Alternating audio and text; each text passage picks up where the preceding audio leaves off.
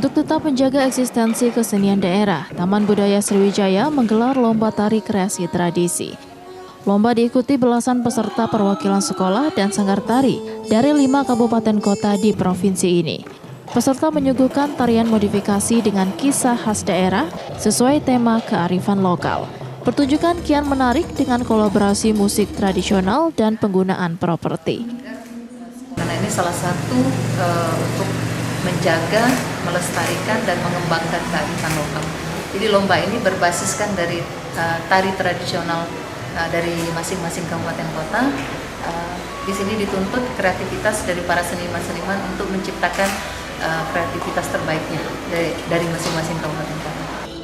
Peserta antusias dengan lomba ini karena dapat menyalurkan minat dan bakat tari yang dikembangkan kegiatan ekstrakurikuler sekolah.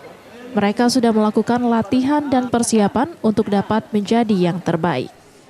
Tarian tradisional, tarian gadis bersenjang itu yang menceritakan tentang seorang gadis yang ingin beranjak dewasa. Kenapa sih tertarik ikut gitu? Karena hobi dari kecil. Terus hobi musik, hobi tarian. Ada 5 kategori penilaian lomba, masing-masing gagasan tema, kreativitas, koreografi, musik, dan penampilan peserta.